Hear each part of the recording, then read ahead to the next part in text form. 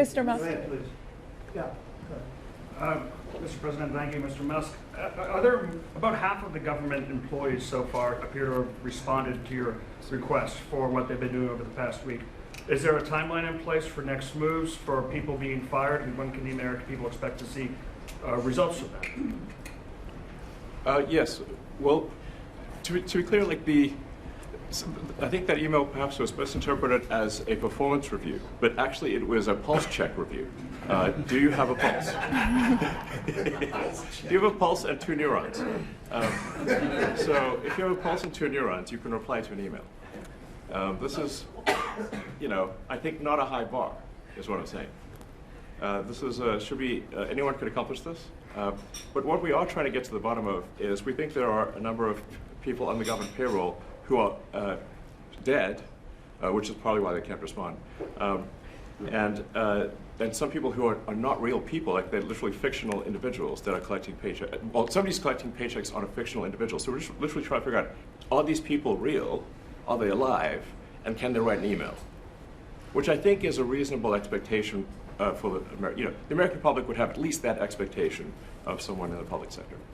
Mr. Musk, roughly 1 million employees. It's not a bar, guys. Come on. Roughly 1 million employees have responded so far to this email. Does that mean that the remaining 1 million or so federal employees now risk being terminated? And is it your understanding and expectation when you post a directive on X that the cabinet secretaries will follow that order? Because several agencies have instructed employees that this is voluntary or not to respond.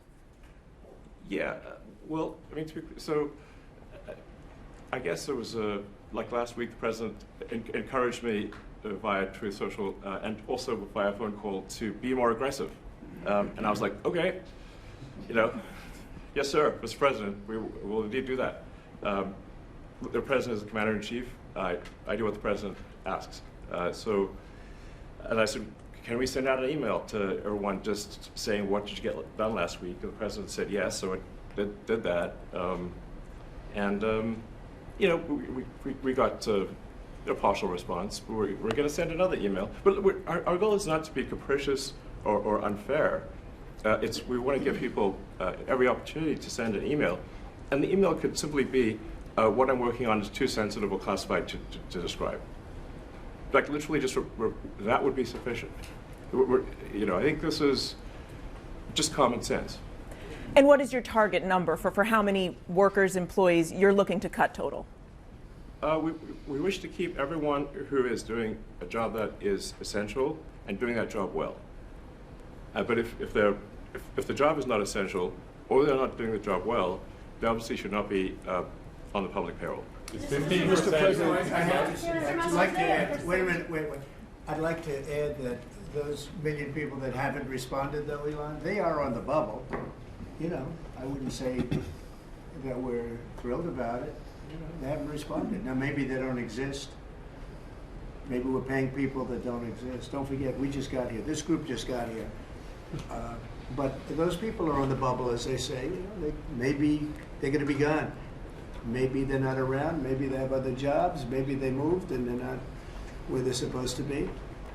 A lot of things could have happened. I wouldn't say that Biden ran a very tight administration. They spent money like nobody's ever spent money before, wasted money. The Green New Scam, all of the different things they spent money on. And you've seen that. You've seen that with some of the things that I read at speeches. I read them and people can't believe when I read them. 20 million here, 30 million here for, a little educational course on something. Circumcision, right? Circumcision. $20 million to inform the people of such and such a country on other things and other things other than that. So, those people are, right now we're trying to find out who those people are that haven't responded. Now, there'll be some agencies, like Marco has people within state that are right now doing very classified, very confidential work, and we understand that. We've talked, and we're being a little more surgical. And Marco's doing a lot of things himself. And some of the secretaries we're going to be going to them. We're going to be talking about it today. We're going to ask them to do their own doers. In other words, they'll look in their group and I spoke with Lee Zeldin, and he thinks he's going to be cutting 65 or so % of the people from environmental. And we're going to speed up the process too at the same time. You had a lot of people that weren't doing their job. They were just obstructionists, and a lot of people that didn't exist, I guess, Lee, too. You found a lot of empty spots and the people weren't there. They didn't exist.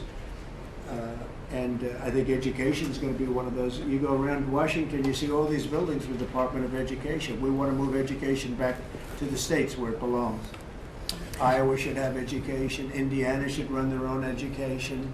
You're going to see education go way up. Right now, we're ranked at the very bottom of the list, but we're at the top of the list in one thing: the cost per pupil. We spend more money per pupil than any other country in the world, and yet it's Denmark and Norway, Sweden, and I hate to say this, and you know, we're going to get along very well with China, but it's a competitor.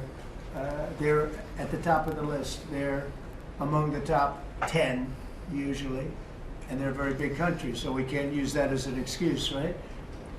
Because we're a very big country too, but we were ranked last time under Biden. We were ranked 40 out of 40. They do the 40 certain nations that they've done for a long time. It seems to be 40 for whatever reason. And we were ranked number 40. A year ago we were 38, then we were 39. We hit 40. And so we're last in that, and we're first in cost per pupil. So I would say that's unacceptable. Lawrence, you have something?